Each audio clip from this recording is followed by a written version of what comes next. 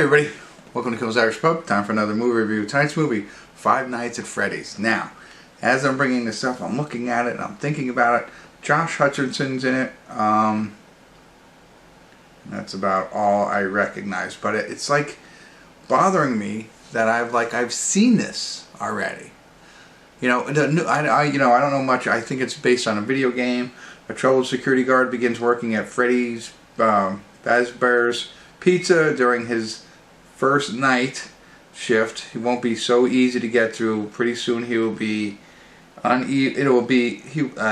lot of happen at Freddy's. I don't know. The animatronic things come alive, I think, is what happens. It's on Peacock, so if you have Peacock you can go and watch it there. It's also in the theaters, which is cool. I like when they do the dual releases. Anyway, it's bothering me because I've seen this. I know I've seen this. And I was like looking, I googled for other movies about Five Nights at Freddy's, right? And nothing came up. Nothing sparked my interest there. So I was like, what could it be? What could it be? So, and then I realized, I think Nicolas Cage was in it. So he's obviously not in this one. He's in a movie called Willy's Wonderland, which I probably did a review on. And I saw that. That one was probably, I think I remember thinking it was okay. But anyway, that's very similar where the animatronic things come to life or something like that. So, I don't know. That puts that all to rest. But anyway, I'm going to check it out, let you know what I think, and see if it's worth watching. It's only 5.6 on IMDb, so very low expectations here. And 31,000 people rated it so far. So, can 31,000 people be wrong? I don't know. Stick around. I'll let you know.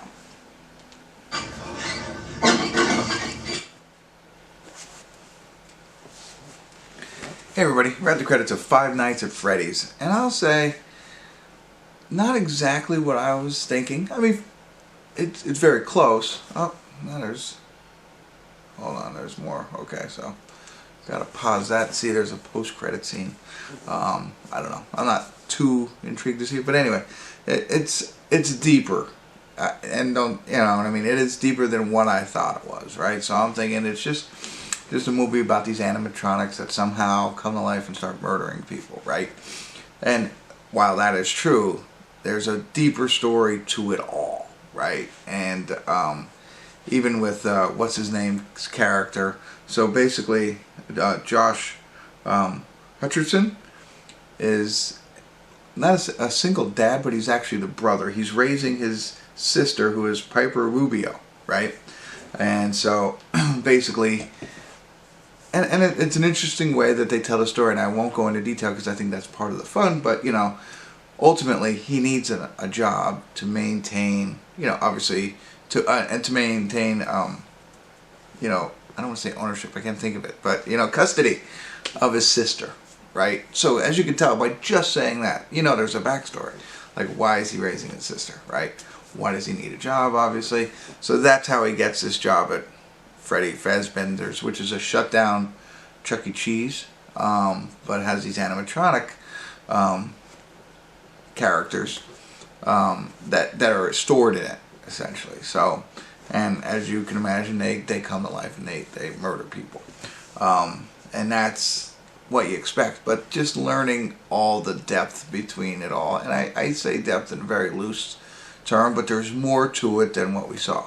It's still kind of, I don't want to say silly, but that unbelievable feel to it, like, you know, why do they come to life? Why, you know, how are they being controlled? All that stuff is like, you know, I don't know, like out there, as you can imagine, but a little bit more than I thought, I guess. I don't know, I was thinking there would be some other plausible way that it would happen, but, you know, anyway, it still creates an interesting plot line, I think. A little story that gets us to where we are right now.